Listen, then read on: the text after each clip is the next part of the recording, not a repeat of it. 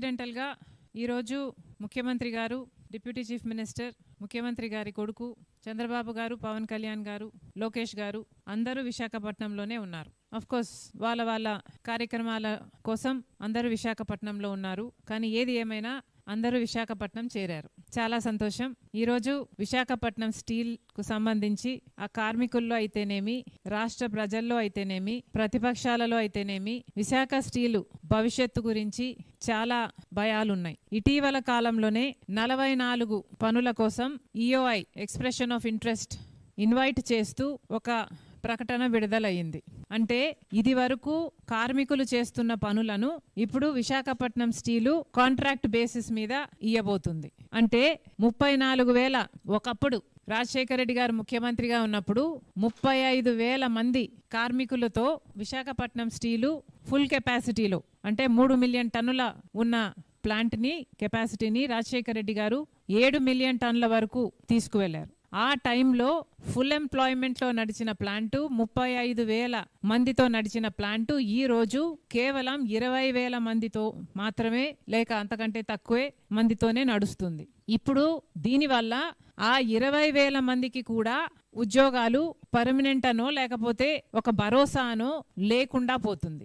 అంటే ఉన్న పనులకు కూడా ఇది వరకు కార్మికులుగా చేసే పనులకు కూడా అవుట్సోర్సింగ్ ఇస్తే ఇక మొత్తం కార్మికులను అవుట్సోర్సింగ్ పద్ధతుల్లోనే ఎంప్లాయ్ చేసుకుంటే ఇక రెగ్యులర్ ఉద్యోగస్తులు కానీ ఉన్న కాంట్రాక్ట్ బేస్లో ఉన్న ఉద్యోగస్తులు కానీ ఏ మాత్రం భరోసా లేకుండా పోతుంది. ఇది ఎక్కడి న్యాయం అని అడుగుతున్నాం. మోడీ గారు ముఖ్యమంత్రి అయినప్పటి నుంచే వైజాగ్ స్టీల్ కు ఈ శాపం. కాంగ్రెస్ పార్టీ అధికారంలో ఉన్నంత వరకు 2014 వరకు బ్రహ్మాండంగా నడిచింది విశాఖపట్నం స్టీలు. అసలు కాంగ్రెస్ పార్టీ చిత్తశుద్ధితో ఇందిరాగాంధీ దగ్గర నుంచి రాజీవ్ గాంధీ అయితేనేమి, ఆ తర్వాత పివి నరసింహారావు గారు అయితేనేమి, రాజశేఖర రెడ్డి గారు అయితేనేమి, ఇలాంటి ఎంతో మంది కాంగ్రెస్ పార్టీ నాయకుల చేత కలకలలాడిన ఈ ప్రాజెక్టు కాంగ్రెస్ పార్టీ అధికారంలో నుంచి దిగిపోగానే 2014లో మోడీ ప్రధానమంత్రి అవ్వంగానే ఒక శాపం లాగా మొదలైంది విశాఖపట్నం స్టీల్ కు.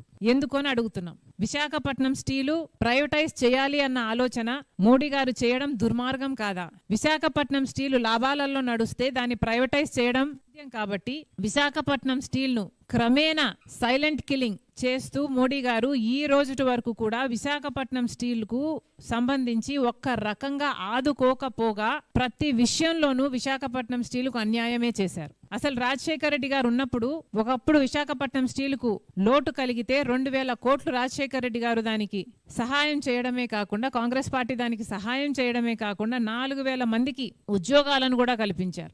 ఈ రోజు వరకు కూడా భూములు ఇచ్చిన వాళ్ళు 7,500 మంది ఆ కుటుంబాలు ఉద్యోగాలు కావాలి అని మాకు ఇంకా ఆ రోజు ఇచ్చిన మాట ఈ రోజు వరకు కూడా నెరవేరలేదు అని ఈ రోజుకు కూడా వాపోతుంటే వాళ్ళకు ఉద్యోగాలు ఇవ్వాల్సింది పోనిచ్చి వాళ్ళకు భరోసా కలిగించాల్సింది పోనిచ్చి ఉన్న వాళ్ళకు కూడా భద్రత లేకుండా ఈరోజు చేస్తున్నారు మోడీ గారు నాయకులు అందరూ కలిపి. ఇది ఎక్కడి న్యాయం అని అడుగుతున్నాం. ఆపరేషన్ సైలెంట్ కిల్లింగ్ ఇదే ఈ ఆపరేషన్ కి పేరు.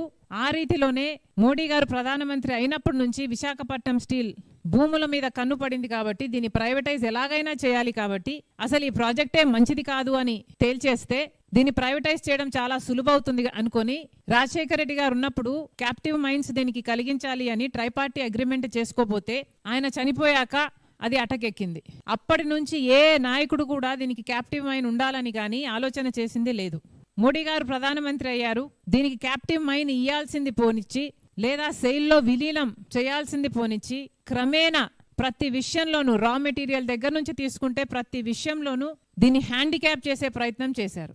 ఇప్పటికీ కూడా 10 లక్షల టన్నులు ఐరన్ కావాల్సి ఉంటే 5 లక్షలే ఇస్తున్నారు. అలాగే బొగ్గు సరఫరా అయినా, అలాగే ఎలక్ట్రిసిటీ అయినా, లేకపోతే లాజిస్టిక్స్ అయినా ఇలా ఒక్క దానికి కూడా సహాయం చేయకుండా ఆఖరికి మొన్న గంగవరం పోర్టుకు అయ్యే ఖర్చు కూడా జగన్మోహన్ రెడ్డి గారి పుణ్యమా అని రాజశేఖర రెడ్డి గారు గంగవరం పోర్టు 30 ఏళ్లకు మళ్ళీ ప్రభుత్వం చేతిలోకి రావాలని దాన్ని ప్లాన్ చేస్తే జగన్మోహన్ రెడ్డి గారు కేవలం 600 కోట్ల రూపాయలకి మోడీ గారి కోసం అదానికి అప్పచెప్పారు.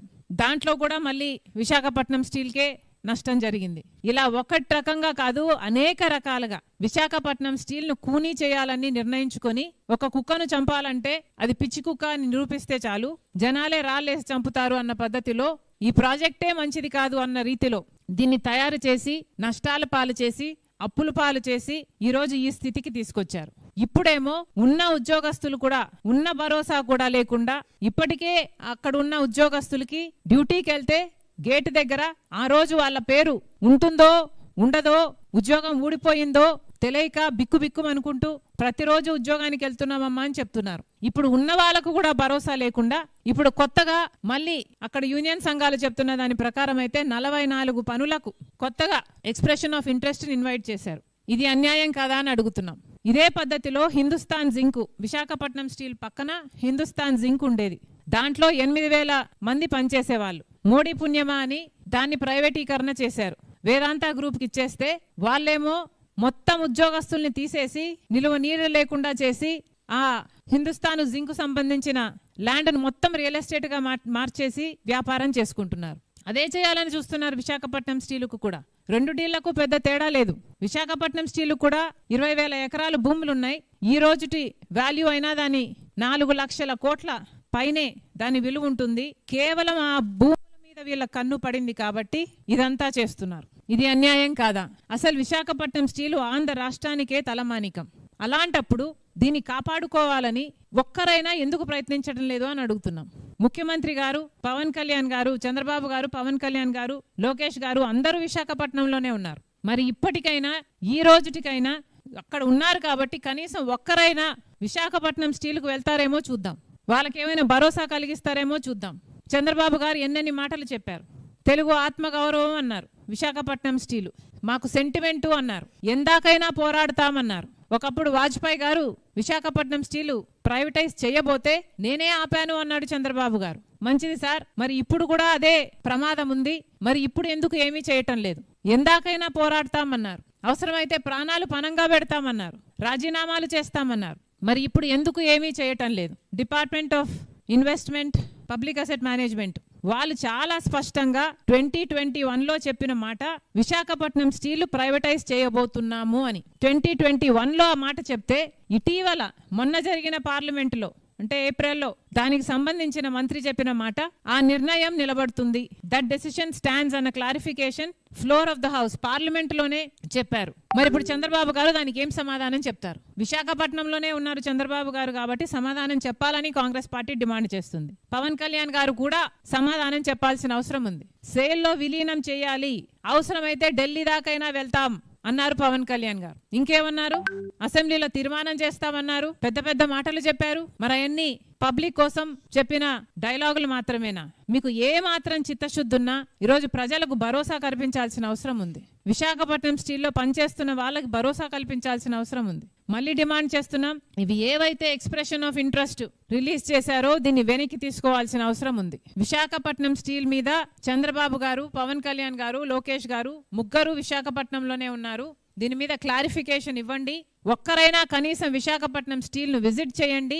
చాలా మందికి మీరు భరోసా కల్పించిన వాళ్ళు అవుతారు. విశాఖపట్నం స్టీల్ ప్రైవేటైజ్ చేయడానికి కాంగ్రెస్ పార్టీ ఎప్పటికీ ఒప్పుకోదు. ఇది ఒక పోరాటంలా, ఒక ఉద్యమంలా మేము చేపడతాం. మళ్ళీ ప్రజలకు మాటిస్తూ చంద్రబాబు గారు, పవన్ కళ్యాణ్ గారు, లోకేష్ గారు అందరూ విశాఖపట్నంలోనే ఉన్నారు. మరి ఇప్పటికైనా ఈ రోజుటికైనా అక్కడ ఉన్నారు కాబట్టి కనీసం ఒక్కరైనా విశాఖపట్నం స్టీల్కు వెళ్తారేమో చూద్దాం. వాళ్ళకేమైనా భరోసా కలిగిస్తారేమో చూద్దాం.